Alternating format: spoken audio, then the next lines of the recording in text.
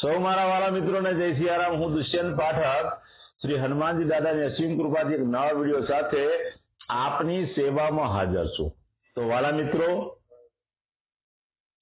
આજનો ઉપાય આ વિષયની અંદર તારીખ છે 19મી જાન્યુઆરી 2026 ને વાર છે સોમવાર। પંચાંગ કહે છે મહા મહિનાની શરૂઆત થઈ છે શુક્લ પક્ષ અને ઉત્તરસાડા નક્ષત્ર વજ્ર યોગ છે। મકર રાશિનો ચંદ્ર અને મકર રાશિનો સૂર્ય છે। વાલા મિત્રો, અશુભ સમયની જો વાત કરીશ તો રાહુકાળ સવારે 8:33 થી 9:55 સુધી છે અને યમઘંટ 11:56 થી બપોરે 12:38 સુધી છે। સાથે સાથે આ બંને સમય અશુભ સમય કહેવાય। અશુભ સમયની અંદર કોઈ પણ પ્રકારનું શુભ કાર્ય શુભ યાત્રા ન થાય। શુભ યાત્રા અથવા શુભ કાર્ય કરવા માટે તમારે સારું ચોઘડિયું સારું મુહૂર્ત લેવું જોઈએ, જેમાં ઉત્તમ અભિજીત મુહૂર્તનો સમય બપોરે 12:16 થી 12:59 સુધીનો છે। તે સમયની અંદર તમે કોઈ પણ પ્રકારનું શુભ કાર્ય શુભ યાત્રાની શરૂઆત કરી શકો। વાલા મિત્રો, આજના ઉપાયની વાત કરીશ તો આજના ઉપાયમાં તમારે નાવાના પાણીની અંદર કાળા તલ મૂકવાના છે। કાળા તલ પધરાવી દેજો અને કાળા તલ પધરાવી અને એ તલ મિશ્રિત પાણી એનાથી જ તમારે નાહવાનું છે। બરાબર સમજી લેજો। નાવાના પાણીમાં કાળા તલ એક ચપટી નાખવાના, એ પાણીથી જ તમારે નાહવાનું છે। ચોખ્ખું પાણી તમે ઉમેરી શકો।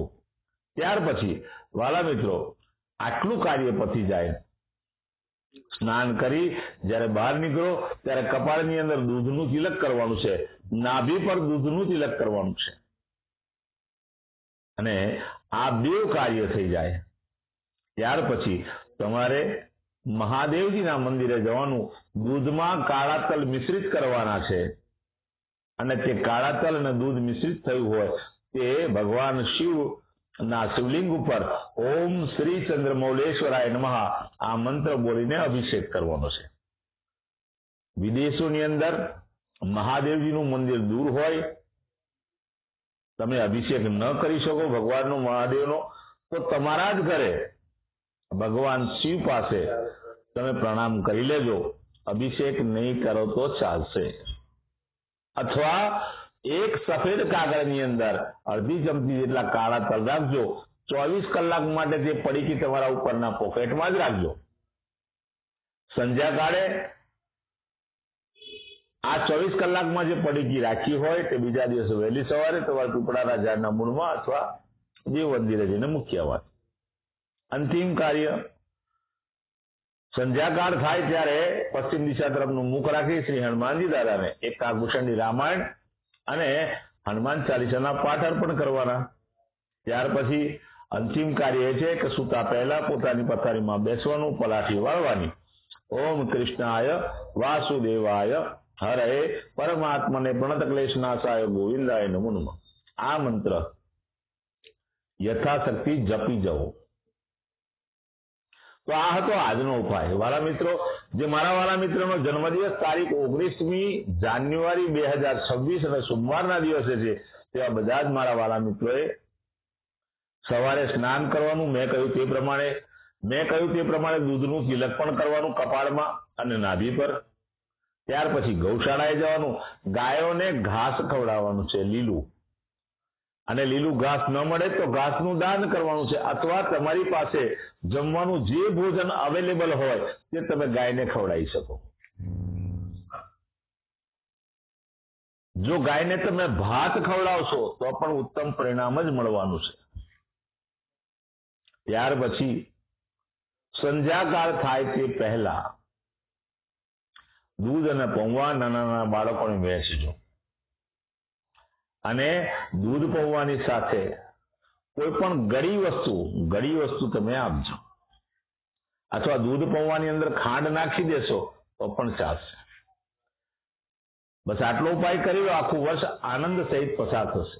વાલા મિત્રો, જેમની મેરેજ એનિવર્સરી 19મી જાન્યુઆરી 2026 અને સોમવારના દિવસે છે, ત્યાં બધા જ વાલા મિત્રોએ સવારે સ્નાન કરવાનું, વડીલોના આશીર્વાદ મેળવવાના, ગાયોને ઘાસનું દાન કરવાનું, કોઈ પણ વૃદ્ધાશ્રમમાં અનાથ આશ્રમમાં જરૂરિયાતમંદ વ્યક્તિને, દેવ મંદિરે અથવા બ્રાહ્મણને તમારે ચોખાનું દાન કરવાનું છે, તેલનું દાન કરવાનું છે. ચોખા અને તેલનું દાન કરશો, ઉત્તમ પરિણામ મળશે. અને જો પોતાની માતા હયાત હોય તો પોતાની માતાને કોઈ પણ પ્રકારની ભેટ આપવાની છે. બસ આટલું કરી લો, પતિ અને પત્ની નું આખું વર્ષ ઉત્તમ રીતે પસાર થશે. મારા બધા જ વિડીયો ઇન્સ્ટાગ્રામ પર હોય છે, ફેસબુક પર હોય છે અને યુટ્યુબ પર હોય છે. મારી યુટ્યુબની ચેનલનું નામ છે દુષ્યંત પાઠક. પ્રાર્થના કરું છું મારી ચેનલને સબસ્ક્રાઇબ કરો અને બેલ આઇકન દબાવજો. જ્યારે જ્યારે હું નવા વિડીયો મૂકીશ ત્યારે તમને તમારા જ મોબાઈલ પર નોટિફિકેશન આવશે અને તમે તરત જ વિડીયો જોઈ શકશો. મારું ઇન્સ્ટાગ્રામનું પેજ અને મારા ફેસબુકનું પેજ જેનું નામ દુષ્યંત પાઠક છે, મારા પેજને ફોલો કરજો, લાઈક કરજો અને પ્રાર્થના કરું છું તમે મારા વિડીયોને શેર કરજો.